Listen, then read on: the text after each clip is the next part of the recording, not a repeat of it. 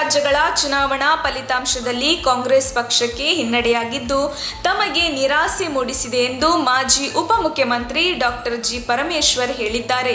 ನಗರದ ಹೆಗ್ಗರೆಯ ತಮ್ಮ ನಿವಾಸದಲ್ಲಿ ಸುದ್ದಿಗಾರರೊಂದಿಗೆ ಮಾತನಾಡಿದ ಅವರು, ತಾವು ಮತ್ತು ಪಕ್ಷ ಪ್ರಸ್ತುತ ನಡೆದ ಚುನಾವಣೆಯಲ್ಲಿ ಉತ್ತಮ ಫಲಿತಾಂಶವನ್ನು ನಿರೀಕ್ಷಿಸಿದ್ದು ಅಂತಿಮವಾಗಿ ಪಕ್ಷಕ್ಕೆ ಹಿನ್ನಡೆಯಾಗಿದ್ದು ಅದಕ್ಕೆ ಕಾರಣಗಳನ್ನು ಹುಡುಕಬೇಕಿದೆ ಎಂದರು.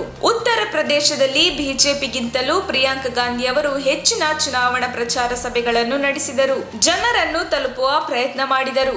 ಆದರೂ ಮತಗಳು ಬೇರೆಯವರ ಪಾಲಾಗಿದೆ. ದೇಶದಲ್ಲಿ ಸಾಮಾನ್ಯ ಜನರ ಬದುಕಿಗೆ ತೊಂದರೆಯಾಗುತ್ತಿದೆ.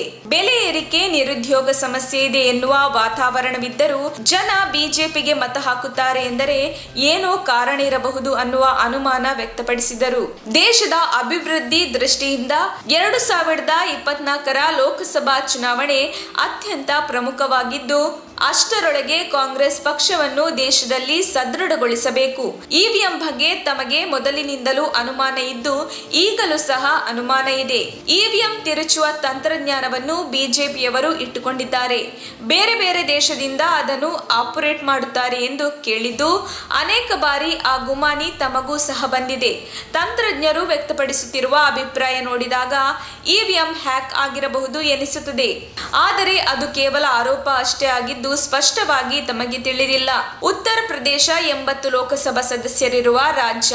ಹಾಗಾಗಿ ರಾಜ್ಯದಲ್ಲಿ ಪಕ್ಷ ಆಡಳಿತಕ್ಕೆ ಬಂದರೆ ಸಂಸತ್ ಚುನಾವಣೆ ಸುಲಭವಾಗಿ ಗೆಲ್ಲಬಹುದಾಗಿದೆ. ಹಾಗಾಗಿ ಇವಿಎಂ ಹ್ಯಾಕ್ ಆಗಿರುವ ಬಗ್ಗೆ ಎಲ್ಲರಿಗೂ ಅನುಮಾನ ಮೂಡುತ್ತದೆ.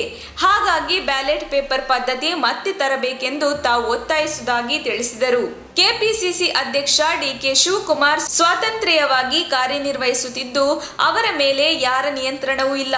ಅವರು ಉತ್ತಮವಾಗಿ ಕಾರ್ಯನಿರ್ವಹಿಸುತ್ತಿದ್ದು ಪಕ್ಷದ ಪರವಾಗಿ ತೆಗೆದುಕೊಳ್ಳಬೇಕಾದ ಎಲ್ಲ ನಿರ್ಣಯಗಳನ್ನು ಎಲ್ಲರ ಬಳಿ ಚರ್ಚೆ ಮಾಡಿ ತೆಗೆದುಕೊಳ್ಳುತ್ತಾರೆ. ಮೇಕೆದಾಟು ಪಾದಯಾತ್ರೆ ಯೋಜನೆ ರೂಪಿಸುವ ಸಂದರ್ಭದಲ್ಲೂ ಸಹ ಎಲ್ಲರೊಂದಿಗೆ ಚರ್ಚೆ ಮಾಡಿದ್ದಾರೆ. ಎಲ್ಲ ನಾಯಕರು ಸಹ ಪಾದಯಾತ್ರೆಯಲ್ಲಿ ಪಾಲ್ಗೊಂಡು ಯಶಸ್ವಿಗೊಳಿಸಿದ್ದಾರೆ. ಎಲ್ಲ ನಾಯಕರು ಒಗ್ಗಟ್ಟಿನಿಂದ ಕೆಲಸ ಮಾಡಿ ದೇಶ ಹಾಗೂ ರಾಜ್ಯದಲ್ಲಿ ಕಾಂಗ್ರೆಸ್ ಪಕ್ಷವನ್ನು ಅಧಿಕಾರಕ್ಕೆ ತರಲು ಶ್ರಮಿಸಬೇಕಿದೆ ಎಂದು ತಿಳಿಸಿದರು.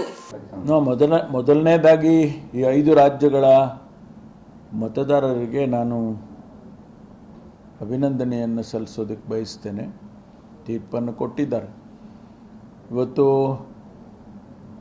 ನಮಗೆ ಕಾಂಗ್ರೆಸ್ ಪಕ್ಷಕ್ಕೆ ಖಂಡಿತವಾಗಿ ಹಿನ್ನಡೆ ಆಗಿದೆ, ನಿರಾಶೆ ಆಗಿದೆ. ಅದರ ಕಾರಣಗಳನ್ನು ಕೂಡ ನಾವು ಹುಡುಕಬೇಕಾಗ್ತದೆ.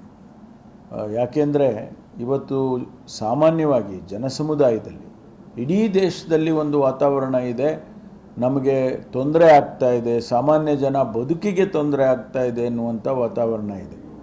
ರೈತರಿಗೆ ತೊಂದರೆ ಆಗ್ತಾ ಇದೆ, ಸಾಮಾನ್ಯ ಜನರಿಗೆ ಅಗತ್ಯ ವಸ್ತುಗಳ ಬೆಲೆ ಜಾಸ್ತಿ ಆಗಿದೆ ಅಂತ ಹೇಳಿ ತೊಂದರೆ ಆಗ್ತಾ ಇದೆ. ಪೆಟ್ರೋಲ್ ಡೀಸೆಲ್ ಬೆಲೆ, ಗ್ಯಾಸ್ ಬೆಲೆ ತೊಂದರೆ ಆಗ್ತಾ ಇದೆ, ಉದ್ಯೋಗ ಸಿಗ್ತಾ ಇಲ್ಲ. ಈ ರೀತಿ ಅನೇಕ ಸಮಸ್ಯೆಗಳಿಂದ ಜನ ತೊಂದರೆಗೆ ಈಡಾಗಿದ್ದಾರೆ. ಇಂತಹ ಸಂದರ್ಭದಲ್ಲಿಯೂ ಕೂಡ ಇಂಥದ್ರಲ್ಲಿ ಕೂಡ ಜನ ಮತ ಹಾಕ್ತಾರೆ ಅವರಿಗೆ ಅಂದರೆ ಬೇರೆ ಏನೋ ಕೂಡ ಕಾರಣ ಇರ್ಬೋದು. ಅಥವಾ ನಮ್ಮಲ್ಲಿ ಕಾಂಗ್ರೆಸ್ನಿಂದ ನಮ್ಮ ಎಲೆಕ್ಷನಿಯರಿಂಗ್ ಇದೆಯಲ್ಲ, ಚುನಾವಣೆಯನ್ನು ಮಾಡ್ತಕ್ಕಂಥದ್ದೇ ನಮ್ಮಲ್ಲಿ ಸರಿ ಕಾಣ್ತಾ ಇಲ್ವೋ ಏನೋ ಅಂತ ಗೊತ್ತಿಲ್ಲ. ಇದಕ್ಕೆ ಕಾರಣ ಹುಡುಕಬೇಕಾಗ್ತದೆ. ಗೊತ್ತಿಲ್ಲ. ನಮ್ಮಲ್ಲೀಗ ನೋಡಿ, ಪ್ರಿಯಾಂಕಾ ಗಾಂಧಿ ಅವರು ಉತ್ತರ ಪ್ರದೇಶದಲ್ಲಿ ಬೇರೆ ಪಕ್ಷಗಳಿಗೆ, ಸಮಾಜವಾದಿ ಪಕ್ಷ ಇರ್ಬೋದು, ಭಾರತೀಯ ಜನತಾ ಪಾರ್ಟಿ ಪಕ್ಷ ಇರ್ಬೋದು, ಅವರಿಗಿನ್ನ ಹೆಚ್ಚು ರ್ಯಾಲಿಗಳು ಮಾಡಿದರು, ಜನರನ್ನು ತಲುಪೋದಕ್ಕೆ ಪ್ರಯತ್ನ ಮಾಡಿದರು. ಅವ್ರು ಹೋದ ಕಡೆ ಎಲ್ಲ ವಿಪರೀತ ಜನ ಸೇರಿದರು. ಆದರೆ ಮತ ಹಾಕೋದು ಬೇರೆ ರೀತಿ ಕಾಣ್ತಾ ಇದೆ. ಇದರಲ್ಲಿ ಏನಾಗಿದೆ ಅಂತ ಗೊತ್ತಾಗಬೇಕಲ್ಲ, ಅದೇನಂತ ಗೊತ್ತಿಲ್ಲ. ಅದನ್ನೇ ನಾವೀಗ ಆಂತರಿಕವಾಗಿ ನಾವು ವಿಶ್ಲೇಷಣೆ ಮಾಡ್ಕೋಬೇಕಾಗ್ತದೆ. ಏಕೆಂದರೆ ನಾಳೆ ಮುಂದೆ ಚುನಾವಣೆಗಳು ಮತ್ತು ಕರ್ನಾಟಕದಲ್ಲೂ ಬರುತ್ತೆ, ಗುಜರಾತಲ್ಲಿ ಬರುತ್ತೆ ಮತ್ತು ರಾಜಸ್ಥಾನದಲ್ಲಿ ಬರುತ್ತೆ. ಈ ರೀತಿ ಬೇರೆ ಬೇರೆ ರಾಜ್ಯದಲ್ಲಿ ಕೂಡ ಚುನಾವಣೆಗಳು ಬರ್ತಾ ಇದ್ದಾವೆ. ಅದರ ಜೊತೆಗೆ 24ಕ್ಕೆ ನಾವು ಪಾರ್ಲಿಮೆಂಟ್ ಚುನಾವಣೆಗೆ ಹೋಗಬೇಕು. ಅದು ಟರ್ನಿಂಗ್ ಪಾಯಿಂಟ್. ಅದು ಈ ದೇಶದ ಅಭಿವೃದ್ಧಿಯ ದೃಷ್ಟಿಯಿಂದ, ಈ ದೇಶದ ಬೆಳವಣಿಗೆ ದೃಷ್ಟಿಯಿಂದ 24ರ ಪಾರ್ಲಿಮೆಂಟು ಭಾಳ ಪ್ರಾಮುಖ್ಯವಾಗಿ ಅನಿಸುತ್ತೆ. ಅದರಿಂದ 24ಕ್ಕೆ ಭಾಳ ಮುಖ್ಯ. ಅಷ್ಟರ ಒಳಗಡೆ ನಾವು ನಮ್ಮ ಮನೆಯನ್ನು ಸರಿಪಡಿಸ್ಕೋಬೇಕು. ನಮ್ಮ ತಪ್ಪುಗಳೇನಾದರೂ ಇದ್ದರೆ ಸರಿಪಡಿಸ್ಬೇಕು. ಜನಸಮುದಾಯ ನಮ್ಮ ಬಗ್ಗೆ ತಪ್ಪು ಕಲ್ಪನೆ ಇದ್ದರೆ ಅದನ್ನು ಸರಿಪಡಿಸ್ಬೇಕು. ನಮ್ಮ ಲೀಡರ್ಶಿಪ್ಪು ಅದನ್ನು ನಾವು ಸರಿಪಡಿಸ್ಕೋಬೇಕು. ಈ ರೀತಿ ಅನೇಕ ವಿಚಾರಗಳು ಆಂತರಿಕವಾಗಿ ಆಗಬೇಕಾಗುತ್ತೆ. ಲೀಡರ್ಶಿಪ್ ಅಂದರೆ ಸ್ಟೇಟ್ ನ್ಯಾಷನಲ್ ಲೀಡರ್ಶಿಪ್ ನಮ್ಮಲ್ಲಿ ನಾವುಗಳಿದ್ದೀವಲ್ಲ, ನಾವುಗಳು ಜನಗಳನ್ನು ತಲುಪೋದಕ್ಕೆ ತಪ್ಪು. ಈಗ ನಮ್ಮ ಏನಾಗುತ್ತೆ, ನ್ಯಾಷನಲ್ ಲೀಡರ್ಸು ಮನೆಗೆ ಹೋಗೋದಿಲ್ಲ. ಮತ್ತೇನಾದರೂ ದೋಷ ಅದರ ಬಗ್ಗೆ ಅನೇಕ ವ್ಯಾಖ್ಯಾನಗಳು ಆಗಿದ್ದಾವೆ. ಈಗಾಗಲೇ ನಾವು ಹಿಂದೆನೂ ಕೂಡ ಹೇಳಿದ್ದೀವಿ, EVM ಮ್ಯಾನಿಪ್ಯುಲೇಟ್ ಮಾಡ್ತಕ್ಕಂಥ ಟೆಕ್ನಾಲಜಿ ಅವರು ಇಟ್ಕೊಂಡಿದ್ದಾರೆ. ಬೇರೆ ಬೇರೆ ದೇಶದಿಂದ ಕೂಡ ಅದನ್ನು ಆಪರೇಟ್ ಮಾಡ್ತಾರೆ ಅಂತೆಲ್ಲ ಕೇಳಿದ್ದೀವಿ. ಬಹುಶಃ ಅದೇನಾದರೂ ಕೂಡ ನನಗೂ ಕೂಡ ಅನೇಕ ಸಂದರ್ಭದಲ್ಲಿ ಆ ರೀತಿ ಅನಿಸಿದೆ. ಯಾಕೆಂದರೆ ಅದು ಇಟ್ ಈಸ್ ಪಾಸಿಬಲ್ ಅಂತ ಟೆಕ್ನಿಕಲ್ ಎಕ್ಸ್ಪರ್ಟ್ಸ್ ಹೇಳ್ತಾರೆ.